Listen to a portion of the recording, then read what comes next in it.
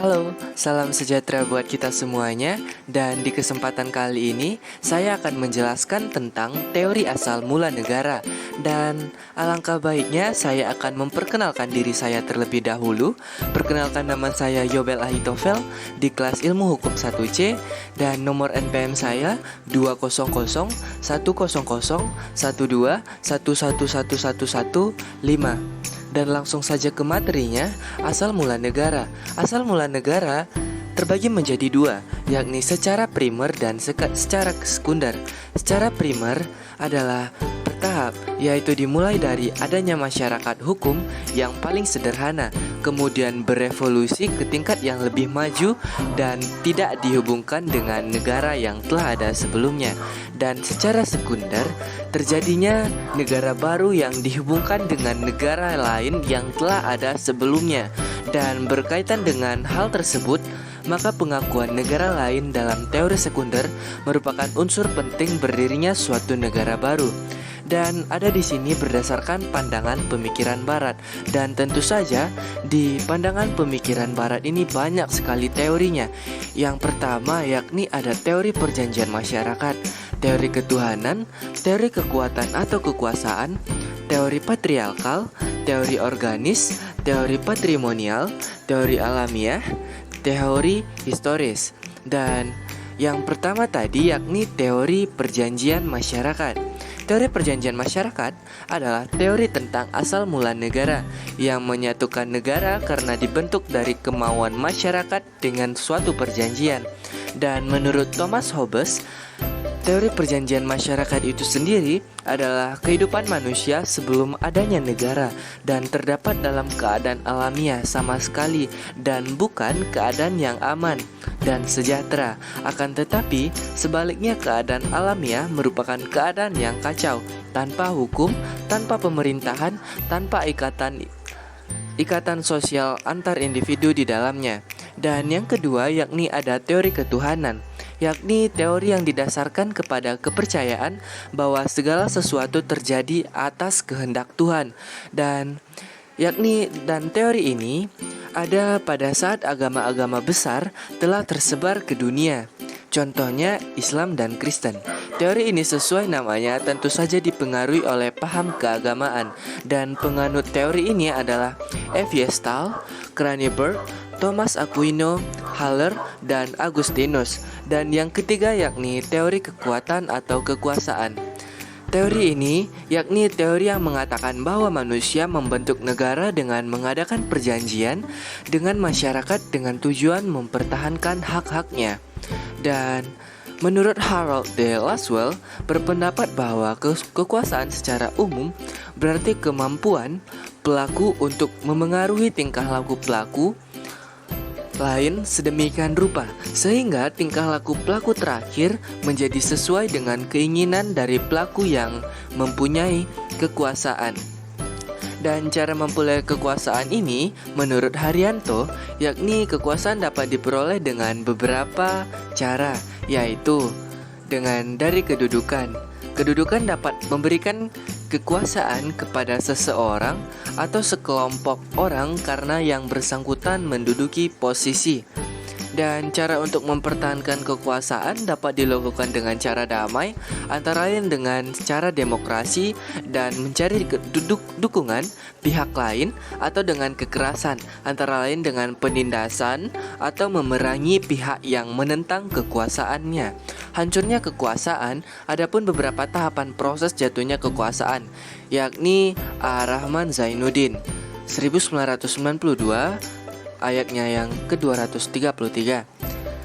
Dan berdasarkan pandangan pemikiran Barat yang keempat yakni teori patriarkal, yakni sebuah sistem sosial yang menempatkan laki-laki sebagai pemegang kekuasaan utama dan mendominasi dalam peran kepemimpinan politik, otoritas moral, hak sosial, dan penguasaan properti.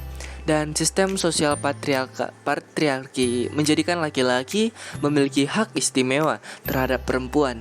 Dominasi mereka tidak hanya mencakup ranah personal saja, melainkan juga dalam ranah yang lebih luas, seperti partisipasi politik, pendidikan, ekonomi, sosial, hukum, dan lain-lain.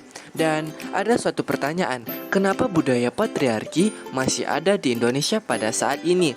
Yang pertama, jawabannya yaitu praktik pembagian kerja patriarkis yang sudah berlangsung sejak manusia belum mengenal tulisan dan masih berburu serta meramu. Dan jawaban yang kedua yakni orang tua sudah secara tidak langsung meneruskan warisan ini. Mereka bilang cewek itu tidak boleh jorok dan sebagainya. Dan teori selanjutnya yakni teori organis, yaitu individu yang berasal dari unitas yang disebut dengan sel.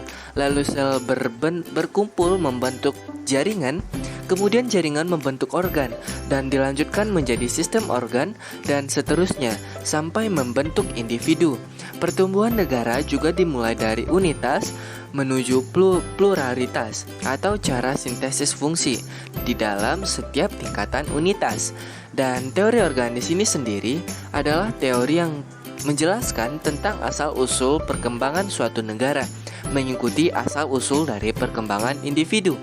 Dan teori selanjutnya yakni teori patrimonial, yaitu berasal dari istilah patrimonium yang artinya hak milik.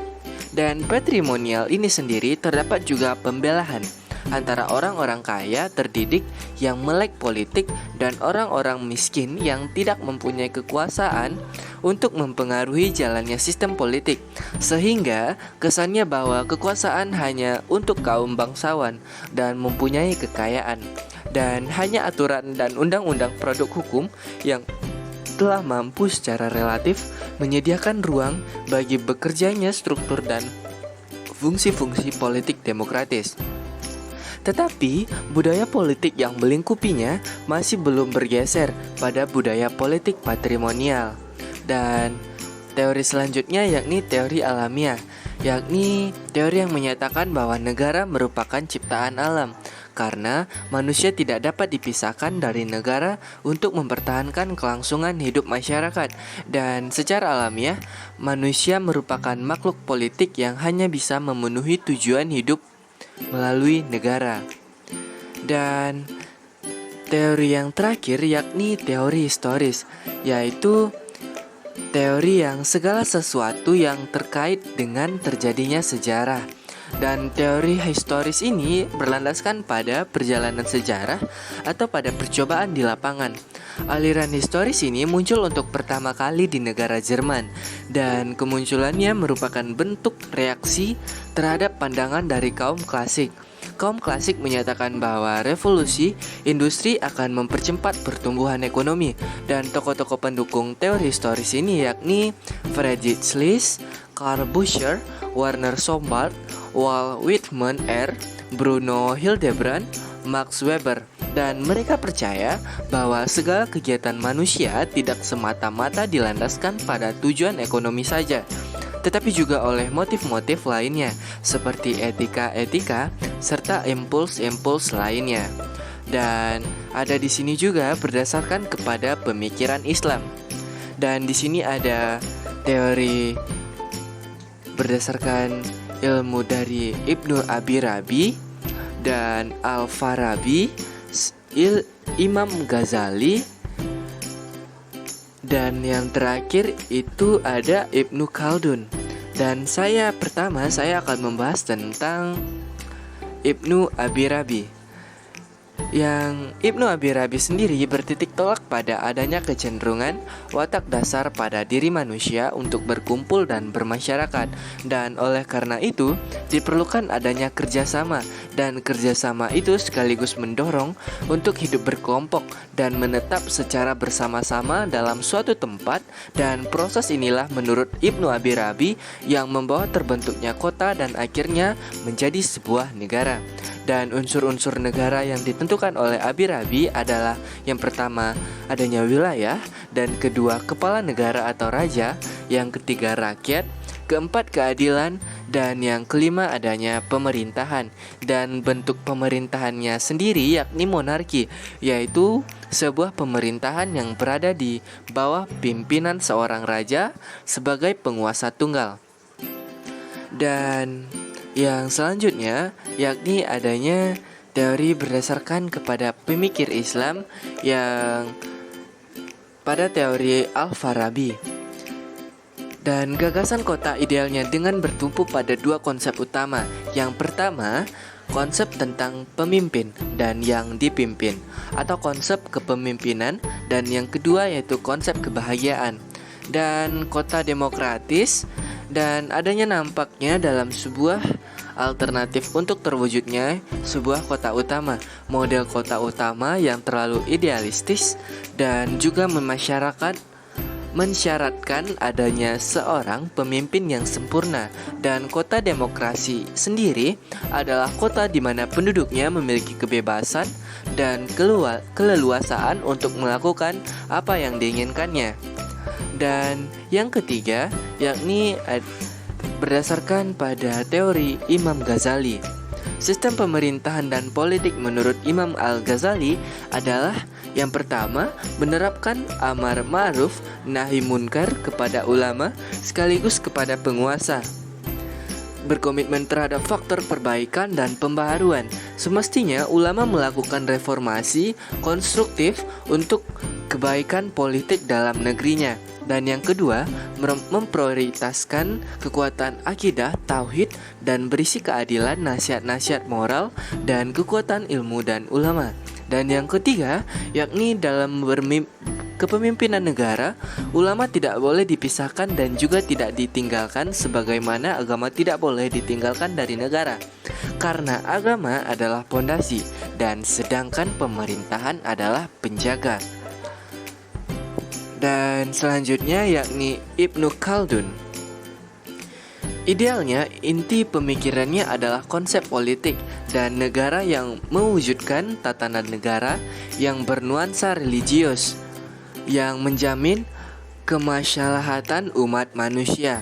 Dan perlunya negara bagi manusia menurut Ibnu Khaldun dilatar belakang oleh dua faktor, yaitu faktor yang pertama, yakni menjamin rakyat untuk hidup berdampingan, tentram, serta bersama-sama berusaha saling melengkapi dalam rangka menciptakan berbagai kebudayaan untuk mempertahankan kehidupannya. Dan yang kedua, yakni mempertahankan diri dan komunitas yang nyadar serangan dari pihak luar.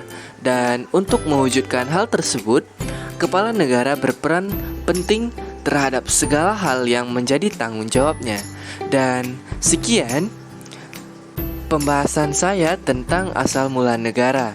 Dan terima kasih.